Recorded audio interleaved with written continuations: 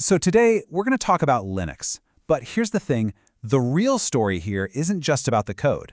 It's about how a brilliant design for collaboration let a tiny personal project pretty much take over the world.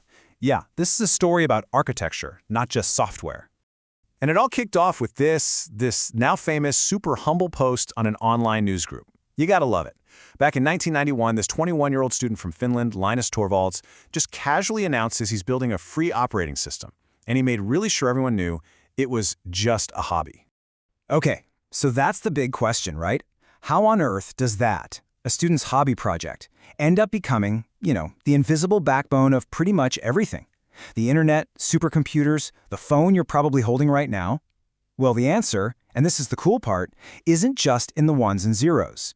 It's in a super clever design for how people could work together.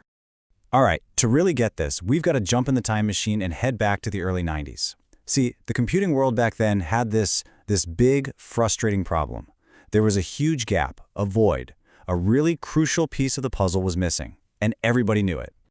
I mean, the building blocks were definitely there. You had Unix, this powerhouse OS from Bell Labs. You had Richard Stallman's GNU project, which was busy creating all the tools you'd need for a free OS, the compiler, the shell, all that good stuff. And then there was Minix, which was great for teaching people how an OS worked. But, and this is a big but, every single one of them had a catch. Okay, so here's the deal. Professional Unix, way too expensive for a normal person. The GNU project was amazing, but it had all the parts except for the absolute most important one, the kernel, the very heart of the OS. And Minix, well, it was kind of stuck in the 16-bit past and had a license that made it hard to tinker with. All while these awesome new 32-bit Intel 386 chips were finally getting cheap enough for hobbyists to buy. You had this powerful engine, but no free, open key to actually start it. And this is where our student and his little hobby project enter the story. Almost by complete accident, Linus Torvalds starts building the exact missing piece that the entire world was waiting for. So here's Linus, a computer science student, and he's just gotten his hands on a brand new PC with that killer 386 processor. He wasn't setting out to change the world. Nope. He was just a curious tinker who wanted to see what his new machine could really do. And you get things rolling, he used Minix as his playground. And man, things took off fast. What started as just an experiment in April, by August, it was already becoming something real. He'd actually managed to get key GNU tools like the Bash shell and the GCC compiler to run on his brand new kernel. It was alive. It was actually working. But hold on. Having a kernel that works is one thing. That's great. But creating a system that thousands of developers from all over the globe can contribute to without it all falling apart, that is a whole different ballgame. It needed more than just code. It needed a blueprint for collaboration. And this, my friends, is where the story gets really good. So there was this analysis of the kernel's design back in '98, and it basically said the secret sauce was its conceptual architecture. Now, what does that mean? Just think of it like a shared mental map for every single developer. It's a simple, high-level design that points out the load-bearing walls of the system. That way, everybody knows how the pieces fit together and, crucially, where they can add on without bringing the whole house down. So let's just break it down real quick. The kernel is basically the traffic cop of your computer. It's the bridge that sits between your apps, like your web browser, and the actual physical hardware, your CPU, your memory. It's the manager, the boss, making sure everything can talk to everything else without causing a massive pileup. And this right here, this is that blueprint we've been talking about. See, the Linux kernel wasn't just one messy giant blob of code. No way. It was elegantly designed as 5 separate, distinct subsystems. And those arrows? Those are the most important part. They are the load-bearing walls, showing exactly which parts depend on which other parts. It's a beautiful, clear map. So what are these 5 parts? Well, you've got the process scheduler.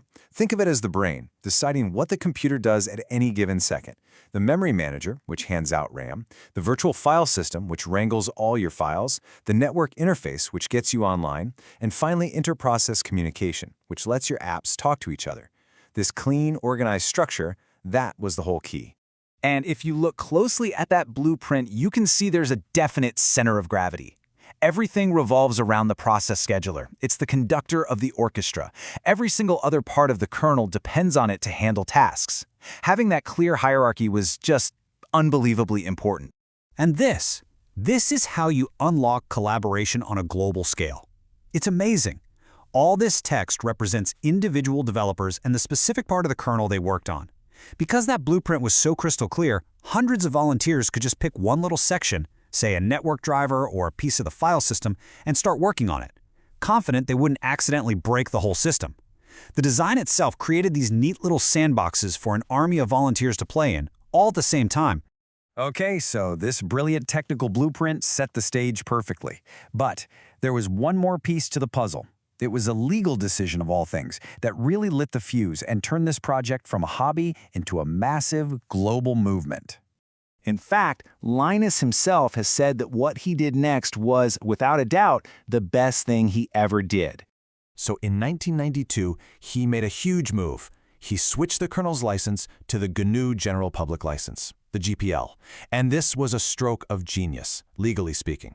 It guaranteed two things. One, that Linux would always be free. And two, that if you made it better, you had to share your improvements back with everyone. It was the perfect match for the GNU tools and finally completed the dream of a totally free operating system. And did it work? Oh yeah, it worked. Just look at the numbers. By 1998, the project's official credits file listed 196 different developers. The hobby was now a massive, thriving ecosystem. So where does all this lead? What's the lasting legacy of this open blueprint? Well, to put it simply, it's the code that runs pretty much everything. The rise of Linux was just unstoppable. In '98, it started showing up in supercomputers. Fast forward to 2013, and Android, which, remember, is built on top of the Linux kernel, was running on 75% of all smartphones. And then came 2017, and this is just mind-blowing, 100%. Every single one of the world's top 500 fastest supercomputers was running on Linux. And if you look around today, its dominance is just staggering. It's everywhere. The huge cloud servers that run the internet, Linux. The phone in your pocket, almost certainly Linux. All of it, running on code that started as one person's hobby, organized by that same elegant open blueprint. So when you boil it all down, the Linux story isn't just a tech story. It's a human story. It's proof that if you have a clear, smart, and open blueprint, a bunch of volunteers scattered all over the world can come together and build something that literally changes everything. Which really makes you think, doesn't it? What's the next big problem that a brilliant blueprint like this could help us all solve together?